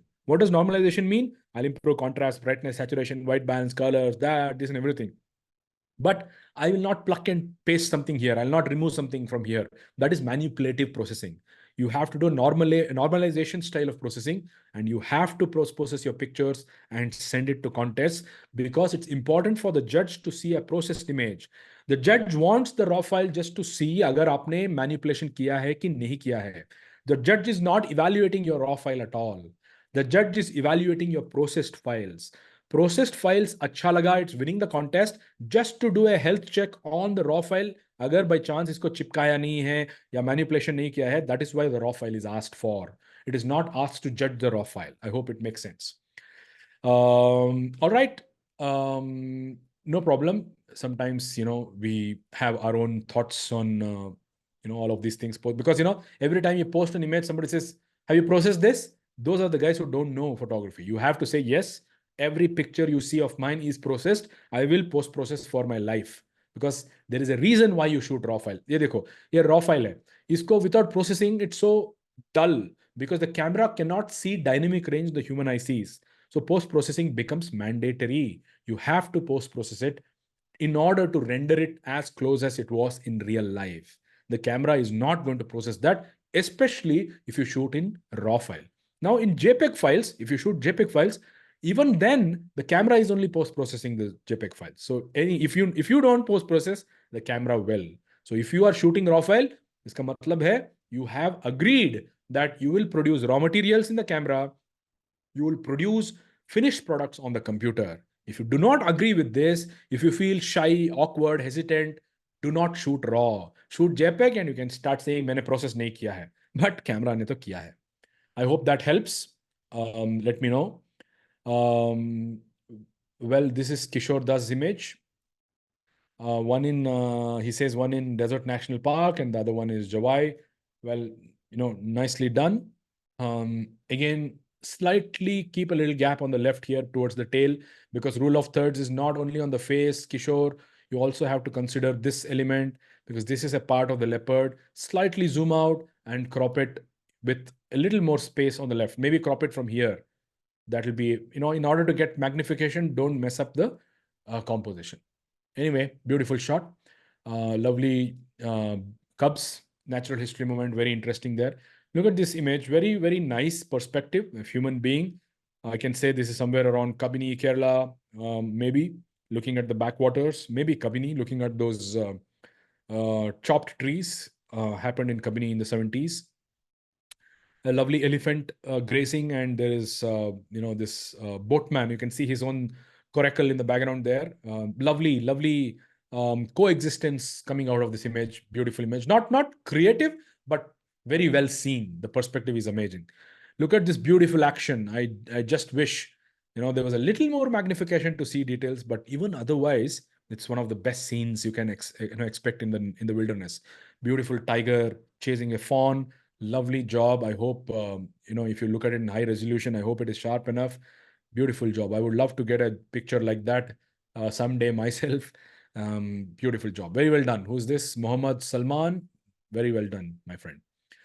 Vinit Arora's image. Let's go quickly see. I want to make sure we finish this in the next 10-15 minutes. This is a snow leopard from the top. I saw the raw file, a lot of haze removed. Good job on that. I would definitely think there was an opportunity to keep a lot of pixels below the snow leopard, a lot of useless areas in the top. Please make sure the snow leopard is not so bottomed in the frame. There is a lot of space below it as well. Sometimes in a hurry, you'll do something like that. This is a raw file, but look at this beautiful perspective. Very well seen. Vinit Arora, good job. of processing here as well. Lovely rendering, great perspective. Looking at the raw file, you've hardly cropped. You've done a very good job of the composition as well. Usually people shoot an image with a lot of space and they come and crop it like this later on, but you've done a reasonably good job. Very well done. Anirban Mitra, let's look at the JPEG images. Just a rare species, Bharatpur, with two special animals in the frame. Apart from the fact that it's a rare site, creativity-wise, there's very little to speak about, but natural history-wise, there is a lot of stuff. Beautiful action. Both of them are, in a aggressive mood, probably at one another, but otherwise, here's my feedback on this image. Little space in the bottom, lot of space in the top is something I would like to avoid. Place this subject in the rule of thirds, even vertically. Again, everybody is doing the mistake of just thinking the eyes are what you need to put in the rule of thirds. This image, you have to draw an imaginary box, center that box so that the face will come here. There'll be a little more space in the bottom. If this image would have been composed like that, I would really be happier. Beautiful. Look at this. Beautiful. I think maybe this is the whisker turn. Again, Mangala Jodi maybe, or maybe somewhere else. I'm not sure. Beautiful action shot. Lovely 2-3 different birds in the frame. The moment, action, exposure, all of those make a lot of points here. I think apart from the natural history moment of whatever this is, maybe a fish or a, I don't know, whatever that species marine life is, the thing is dropping it down, or it's very interesting. What has something come out of? Oh, okay. Now I understood. It's picked up the fish from the water and it's left it very in a hurry. So that's what has happened in this image. Beautiful timing, great focusing. Good job overall. Very good job. Let's look at the last few images here. Peregrine falcon. Where was this? Amit Shankar Pal, Peregrine falcon. Maybe it's a very beautiful site, eye level. Good job on going down. I think a lot of power in this image from the beautiful bird, one of the most aggressive birds or birds of prey there. And then it's eating a parakeet. Beautiful shot, a lot of feathers lying around, which shows very well executed shot. There's nothing much to speak about from the improvements sake here. Maybe a little more space around would have also been useful, but even otherwise, can't complain. For publishing purposes, people would use artificial intelligence to fill that space if they need a little more space anyway, because that's not how the printing people would look at an image. Looks very interesting here, this image. Again, please ensure you use the camera's IAF capabilities if you're using mirrorless cameras. In this picture, the focus is on the belly of the jackal. Is this the jackal or the wolf? The wolf. The focus could have been on the face, closer to the eyes, would have made a little more impact because that's where the carcass is or whatever it's carrying is. In a hurry, we focus the belly. Sometimes when there's action, the belly moves slower than the face. So you'll see a lot of motion blur in the face in such cases. Again, a perspective, nothing great with respect to the creative execution of the shot, apart from the drishtikon, as I said, the perspective, beautifully seen. Now, in this image, if you go lower, you'll miss the whole point. So very well done. My only point is, when you know you're going to shoot this image, maybe 1 minute before, you would get the black wings tilt here to the left and wait for the guy to come here. Then it'll be a balanced composition. Right now, it's very centered. Compositionally, there was an opportunity to make this much, much better. I hope that helps. Look at this shot. This is a mobile shot, 64 megapixel crop camera mobile shot. What is this red thing here? I don't know what it is, but maybe he has marked it and forgot to remove it while submitting. But we like this image for the drama it has. And it needs to be processed because it's a mobile shot. It's not processed well. It needs to be processed. Otherwise, a lot of beautiful action here. Compositionally, even though it's a mobile shot, it's very well done. I wish all of you guys to get rid of this watermark unless you have put it. In the camera, I know some cameras put it just for their own sake. Don't promote the camera, promote yourself. Put your watermark, not the camera's name there, because it doesn't matter which camera most of the times. Oh, sorry guys, I think it is somebody is on Zoom drawing there. I'm just going to go to Zoom and get rid of their drawing. Annotate, I'll say clear. Where is clear? It's been a long time I used Zoom. Clear all drawings. Okay, I've cleared it. Please do not draw unless there are children sitting here. Please make sure you don't draw on the screen. Anyway, beautiful backlit droplets, lovely shot. Because of the droplets in the web, it makes an interesting perspective here. Thanks to the darker background, there's emphasis on the droplets as well. Good job of overall composing this image. Maybe a macro lens would have, I don't know what lens was used. A macro lens would have given a little more detail, but even otherwise, let me just quickly see what's the lens used, but it was exported without EXIF. So not able to say that. Okay, otherwise also beautifully done. Okay, this is the original. This is the original. This is the processed. All right, not bad. The dark olive greens have been made a little more darker, but nevertheless, very well done. In order to get the exposure on the droplets and all of that, a sacrifice has been made for the subject itself. The subject is pretty dark compared to here, but that's the way the photographer has perceived the processing.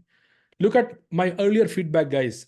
This is kind of, in my books, one of the common problems of beginner photographers. Autofocus point in the center rogue. You need to get out of this. You need to learn to compose on the field. You need to move your autofocus points. Think about it. अगर सब लोग बीच में autofocus रख के point रख के photo लेते हो, why did the camera give you 500 and 600 and autofocus points? You are not using all the autofocus points. Even a cheap DSLR will give you 9 autofocus points. Don't use the center all the time. Lovely shot. Otherwise, देखो crop करने के time में he has, probably composed it a little better. Please take this feedback seriously on cropping on the field by composing it properly. A macro lens would have definitely done a better job of this. This is a telephoto lens because of which there's a crop. I am assuming because the details are not as sharper and finer as a macro lens could have given. So it's something which is worth noting. There's a reason why macro lenses work very well. Fantastic image of the two kingfishers. Again, I'll show you the original. So this is the original. There is a lot of straightening which has happened. I don't know if it was necessary. If the twig was in an angle, the birds are going to sit like that, so that's okay. Maybe I would, when I'm shooting in a height, I would keep a little space, because what if the bird opens its wings? I will need some space around. Very beautifully processed, very well done. This is like a daylight white balance kind of a processing. Beautiful sharp shots. Very interesting. Both the kingfishers have this thing on their eyes. They have this layer in the eyes, right? They are probably fighting for something or pulling something. Beautiful shot. Again, beautiful shot. In my opinion, cropped too much. I need a little bit of space around. Just to show the details, we crop too much sometimes. The details can be seen when you print big. Please don't shoot like this. Keep a little bit of space, breathing space as we call it. Beautiful water droplets around which have been cropped out. It would have been a little more interesting to see a little bit of the outside areas with the droplets of water as well. If you have the raw file and it's the excessive crop, I will definitely recommend cropping lesser on this image. Samir Kundan. Otherwise, beautiful action, great focus, very well done on everything else, my friend. Karthik Iyer, a typical natural history moment done here. Samir ji, thoda mute karenge, please. Thank you. Even Dr. Manjit, kindly mute your mics. Dr. Manjit Singh. Thank you. So another, very easy to, excite emotions of people when you show a mother and a cub. I'll show you the raw file. I would probably crop it differently. A lot of the mother has been cropped out just in order to keep the cub. Maybe a lot of space on the right, of course, was not needed. The cub is looking to the left. Slightly different compositions, while cropping could have been useful. But otherwise, I don't know what tiger this is. Maybe it is Ranthambore, Riddhi maybe, or I don't know what tiger. I can't make out the tigers from this face. The tiger's face is not visible. If you have some more pictures of the tiger's face, that would probably be interesting as well. But nevertheless, good job. The cub has just come out of water, maybe sharp, very nice, beautiful rendering in the post-processing as well. Good job overall. Karthik Iyer. So look at this image and this image. This is much better than this. That's why I wanted to talk about this image. Even though this is a beautiful scene, I would say shoot it like this if you want something like this. But this itself is a very interesting. Murali, can you please mute your mic? Muralidhar, Gopal Krishna.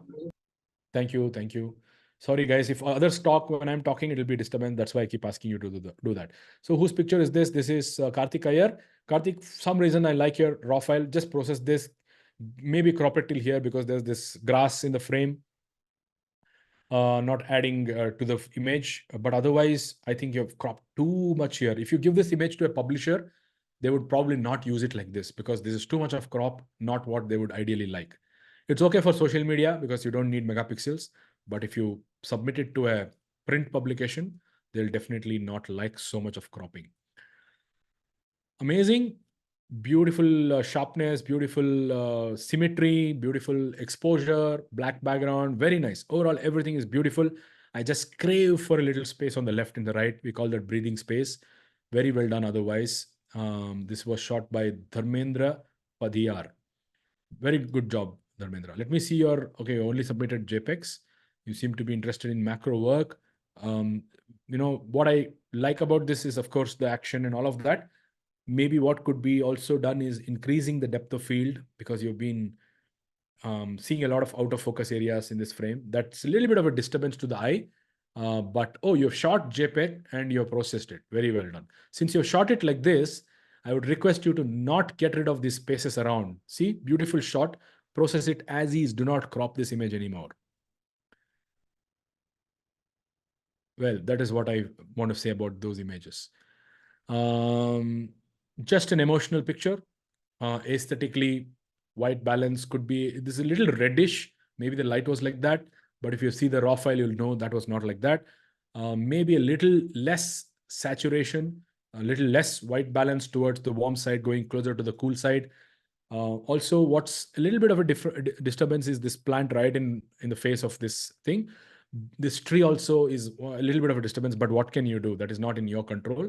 Madhya Pradesh looks like the sal trees. Beautiful shot otherwise because of the interaction of the two animals. Anyway, hardcore natural history image. Whose image is this? Subhashis Mandal. Beautiful execution. Again, I will just see the raw file. See, again, ये क्यों होता है, guys? Autofocus point in the center. Agar autofocus point moves away from the center, so many of you will make so beautiful compositions without cropping later on. This image wouldn't need any cropping at all if the composition was right on the field. Because autofocus point center hai, tiger ka face center hai, because of that, baki ka tiger ka body is on the left. And then you crop it like this. Anyway, beautiful moment otherwise. I'm giving you feedback to make your already good images better. I hope that makes sense. All right. So beautiful. Viraj Khorju sorry about struggling to pronounce that.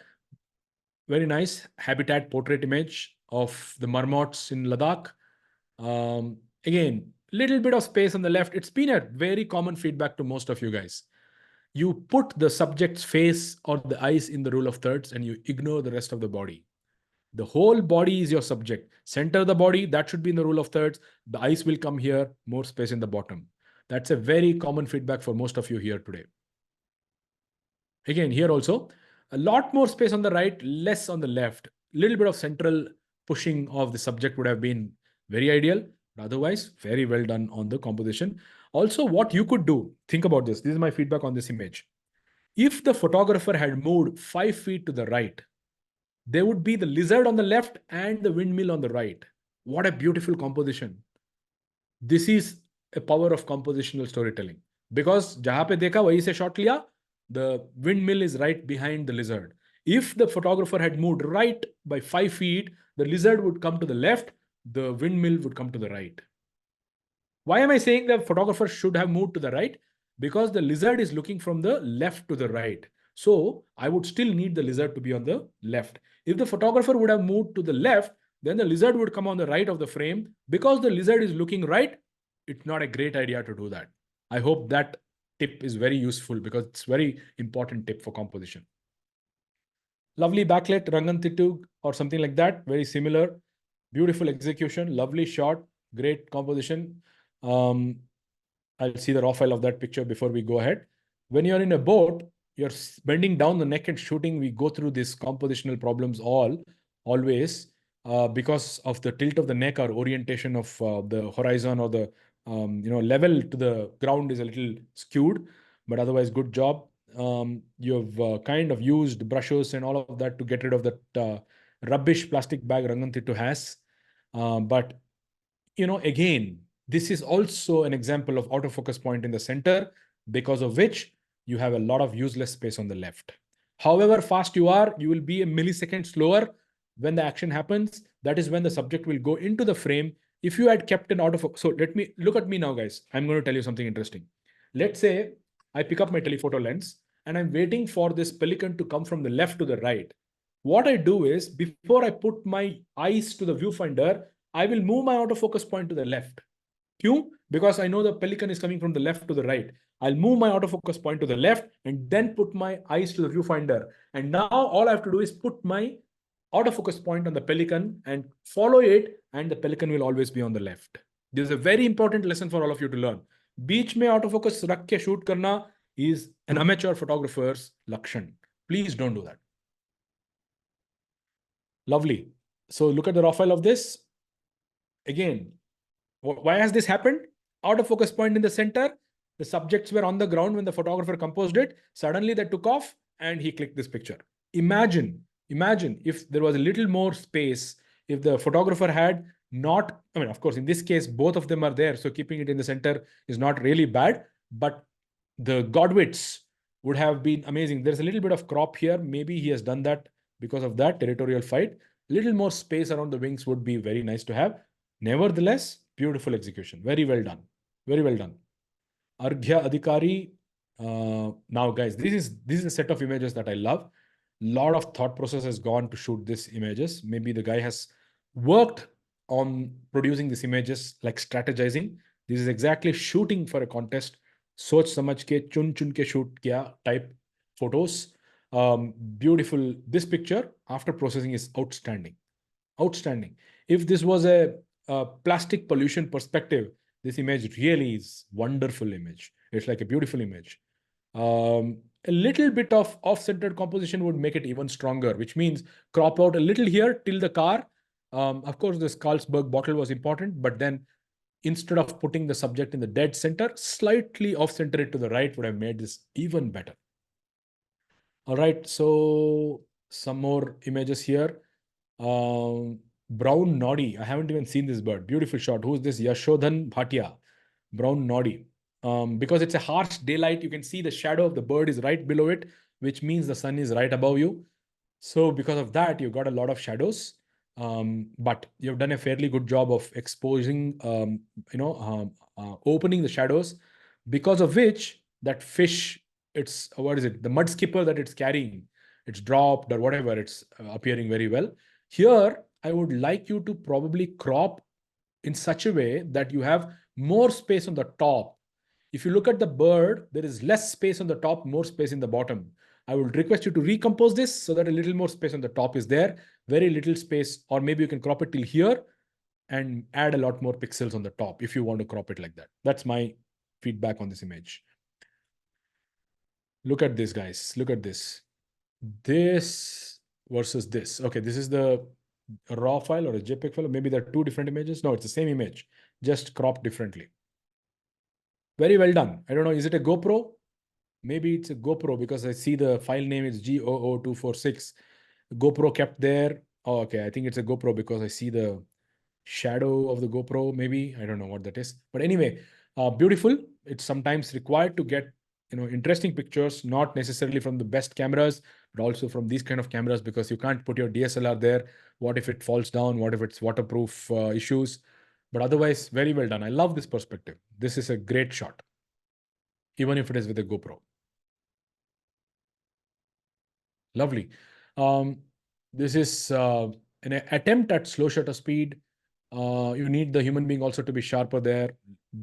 So it's important to ask the person to not move so that they are also not blurred. The landscape is not blurred. Your hand holding or you're on a tripod. I don't know if you're on a tripod, great. If you're hand holding, even your building will get, or whatever the foreground is, that will also get blurred because you're in a slow shutter speed. Put the camera on the tripod. Let me, on that note, show you an image of mine. I know if I can. What is it called? I'm trying to remember. I'm trying to remember the file name to find it. Rosie Starling. Yes, found it. Yeah, look at this image. This is an example of a similar attempt. Now the camera is on the tripod. I'm using a 1 second shutter speed, waiting for the rosy starlings to come into my frame, and I execute the shot using a slow shutter speed. In this kind of a shot, if you want it to work, the foreground should not be blurry. The foreground should not have shake. That's how you get these kind of beautiful shots. And otherwise, good attempt. This is a very crazy image. I don't know how this owl has come into somebody's shop or maybe house. I don't know what this is, but crazy. Beautiful perspective captured. Surprise guest, as he calls it. Good job of post-processing as well. Nice execution. Beautiful shot of Corbett. This is amazing march past of the elephants.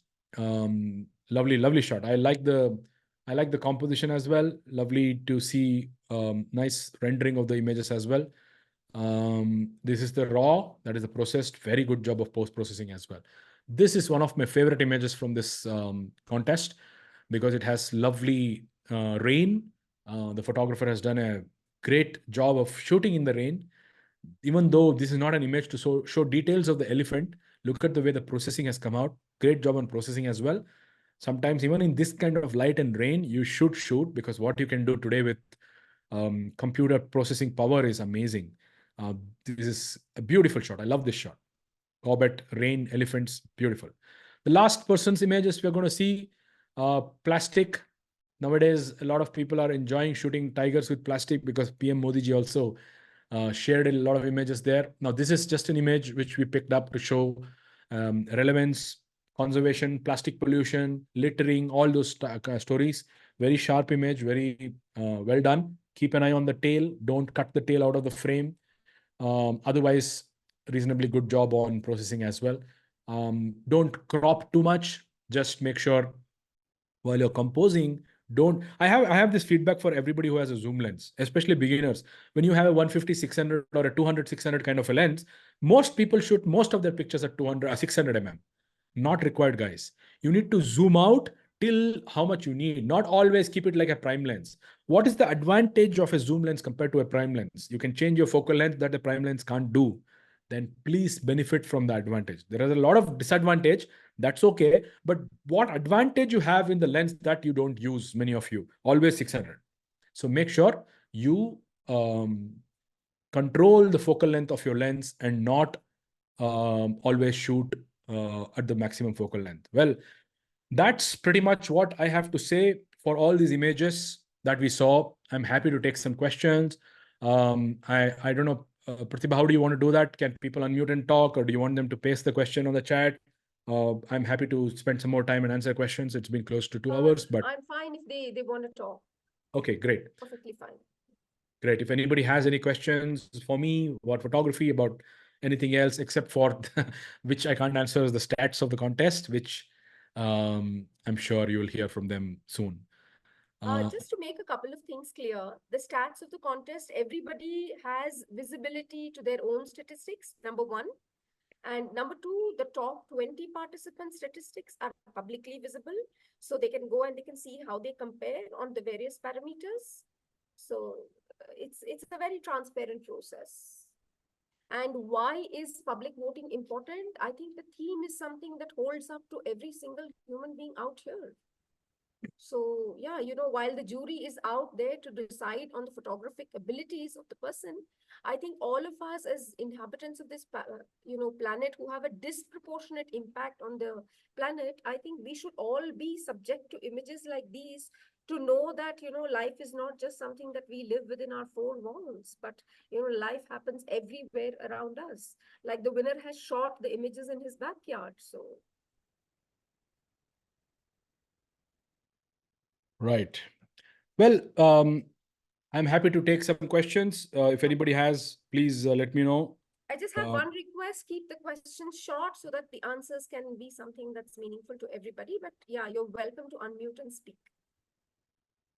Okay, great. If somebody is comfortable, they can also type the question on the chat so that I can answer them as well. So we have a question from Satish Lal, who says, seen all winning image, all of the master class images, but I see some are only matched with the theme. What's your opinion, sir? Just to get knowledge on this. Sorry if I'm wrong. Well, you're right. To an extent, Satish, I must be very honest.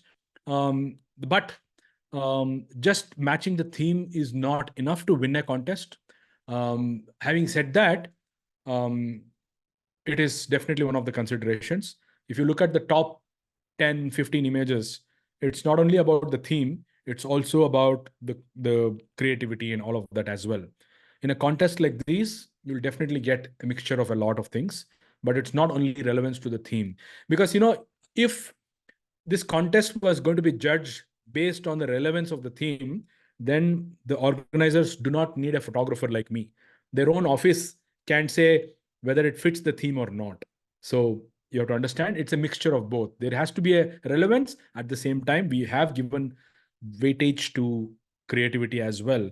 While all the images may not have creative stuff, it is important that it has to be relevant also. Anirban, I've said a lot of things in the beginning, I think, unless let me remember if you are the... Yeah, Anirban, once you get the recording of this video, you will probably see I've spoken a lot about your images because that's the first image.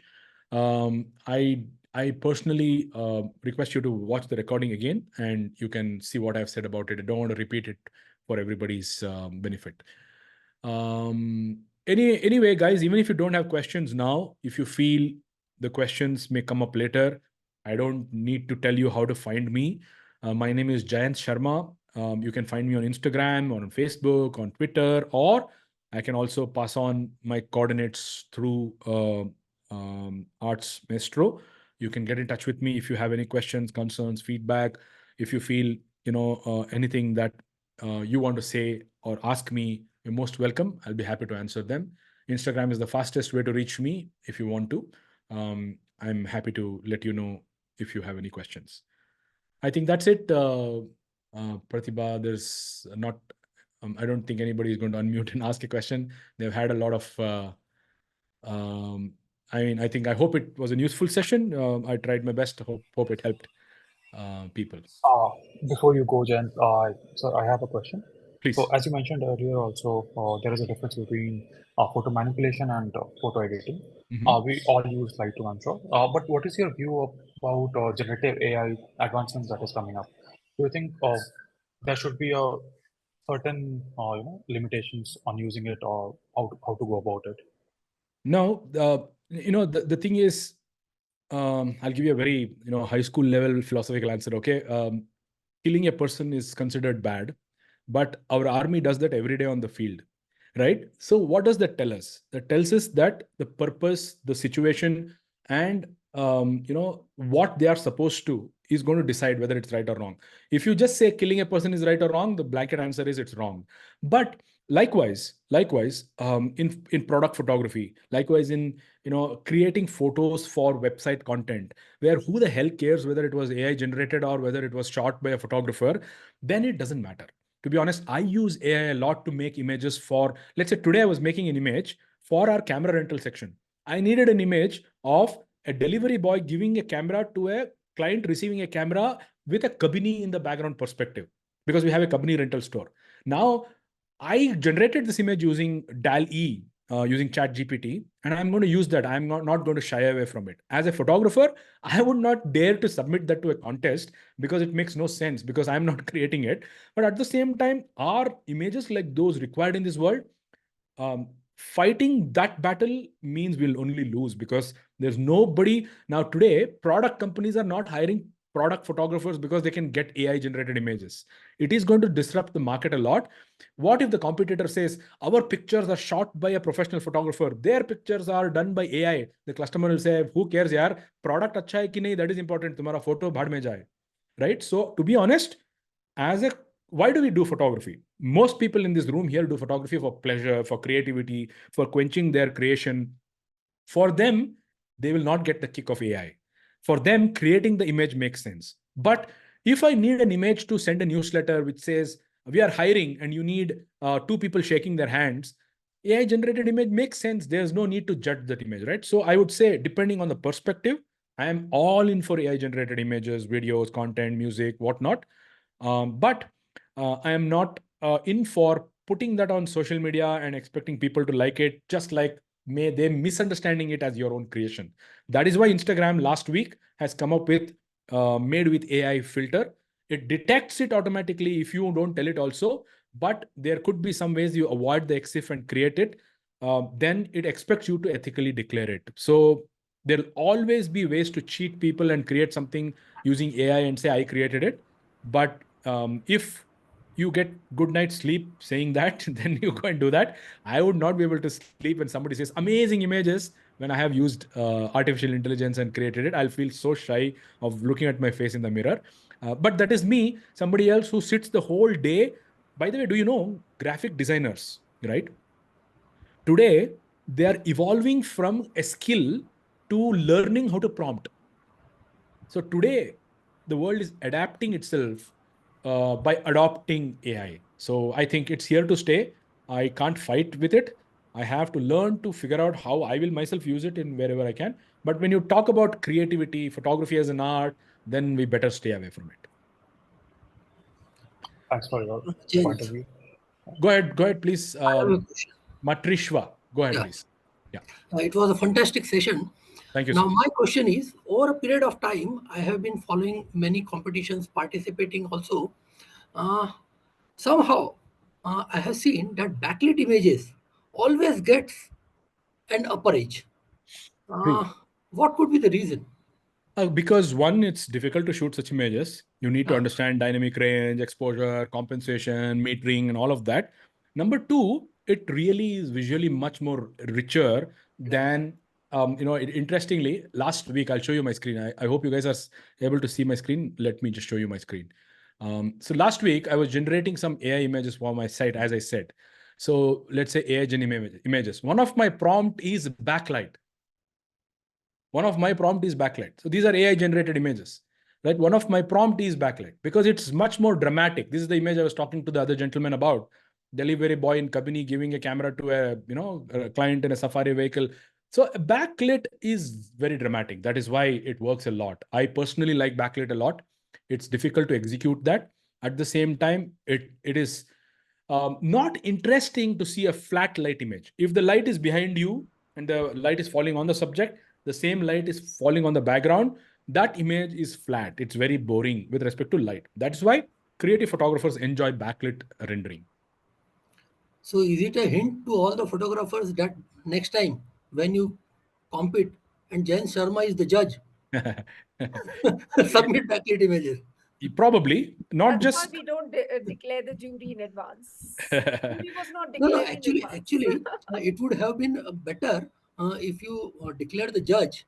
Uh, I don't think that anybody will connect with Jain Sharma, and even Jain Sharma will be influenced by that particular thing.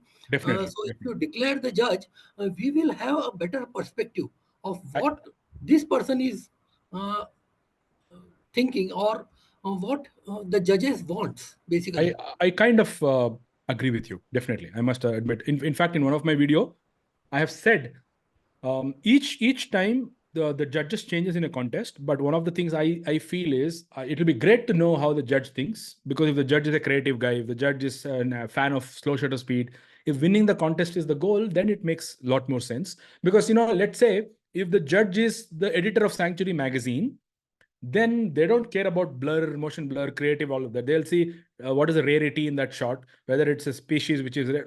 It's a point worth thinking about. Maybe there's no problem in revealing the judge's name, but I'm sure Pratibha probably knows the best decision for the contest is something that they will think about. But I also probably feel sharing the judge's name will probably add a little more. If somebody has to execute the contest better, if they have to strategize, that could be an advantage. Definitely, I agree with that. Thank you. Well, guys, I hope you liked the session. If you did, kindly please spread the word, share some screenshots, tag Aarts Maestro, tag me. Please give us some feedback on how this went. I hope you enjoyed. I hope you learned a little or two things.